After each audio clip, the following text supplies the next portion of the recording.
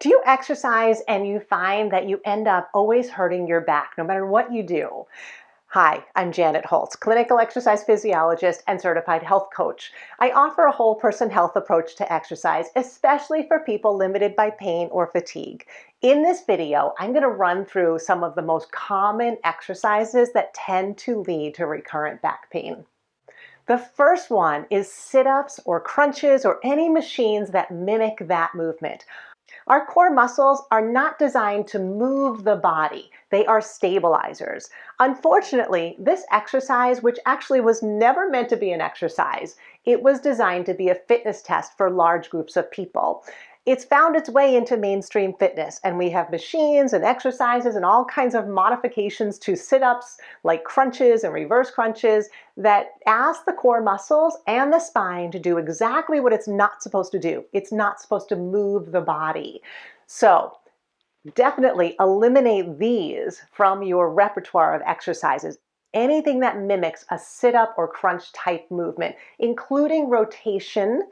These will not make you lose more weight around your middle. They will not slim your middle. We don't get to spot reduce. Also planks. They were invented to be a fitness test as well, but they've made their way into mainstream fitness and become a staple in core exercisers. The problem is, although they do teach the core muscles to stabilize the spine, they ask your body to do it in a position where gravity is pulling on your spine. And so you're more likely to go out of alignment. And so even if you modify this, you still have gravity pulling on your spine. And that's not the position that your core muscles actually have to work in everyday life anyway. We need them to work while you're upright, learning how to stabilize the spine. So you might love planks and continue to do them. That's your choice. But just know that they really do not teach the core to do its job of stabilizing while you're moving your arms and legs. And they can cause more strain. The other one is burpees. Burpees ask your body to do that plank position in an explosive way so that it really accentuates that gravity force on the spine, pulling it out of alignment. There is a functional benefit to doing burpees, but you don't need to do them repetitively to get your heart rate up. There's better ways to do that don't ask your body to do something it's really not prepared to do. So these first three exercises, sit-ups, planks, and burpees, were all invented as fitness tests and were never meant to be exercises. So keep that in mind as you might be tempted to do them, but just know that they are not really designed to move your body the way it's designed. The next one is squats. And the problem with squats is it is a very functional movement. We need to be able to bend down and lift things up.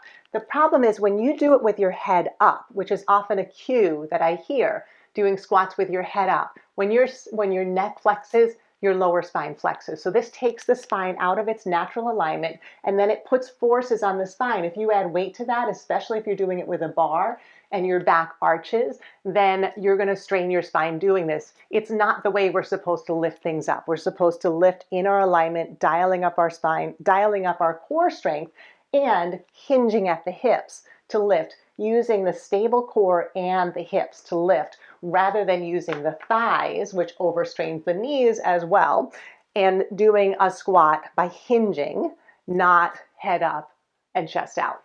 So careful where you're doing squats. And again, you don't need to overdo squats. So 100 squats in a row, not necessary. That could also cause that fatigue that puts you in that position that strains the spine. So forget about the squat challenge. You don't need to be doing that. That could be a source of strain for your spine. Another one that's very common but often overlooked is overhead lifting. So when you're lifting overhead, if your core is not stabilizing and doing its job there, then you can be lifting overhead and your back might arch, lifting your rib cage.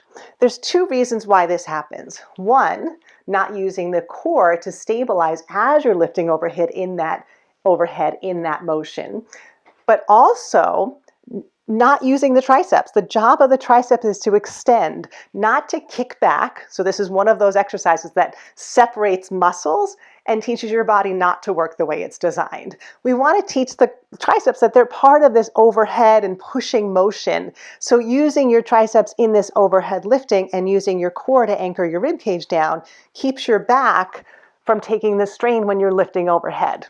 Another common type of exercise that I find is often recommended for people with back pain, but can actually cause more back pain, is yoga.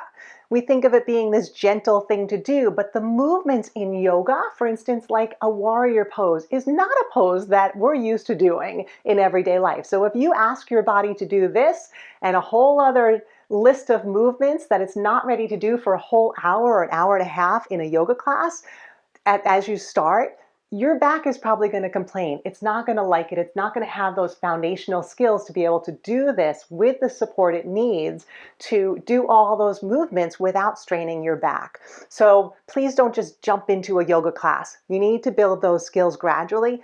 Build the skills for doing those movements very gradually before you get into a yoga class. It's good for the back, but not automatically. There are some skills we need to be able to do yoga well. And the last one I see, probably the most common, is exercising by pushing through pain. Ignoring pain is practicing moving with pain. Whether the exercise is movement science based or not, if your body is sending you a pain signal, it's trying to let you know that it doesn't have what it needs to do what you're asking it to do. Shortening up the duration, changing the exercise in some way so you can do it in a pain-free range starts the healing process. So not pushing through pain with any form of exercise. Making sure that you're doing a balance of the 3 types of exercise: stamina, strength, and mobility. Those are the skills our body needs, and building it up gradually are all great ways to reduce the risk of exercising, promoting recurrent back pain. The link below is to my free Foundations program. This allows you to restore the ability to do exercise based on body and brain science. It's the often overlooked information and skills that we need to make any exercise work well, especially when you're dealing with recurrent back pain. Please like and subscribe to these videos and share them with anyone you know who's battling recurrent back pain. Message me with any questions and add your comments below.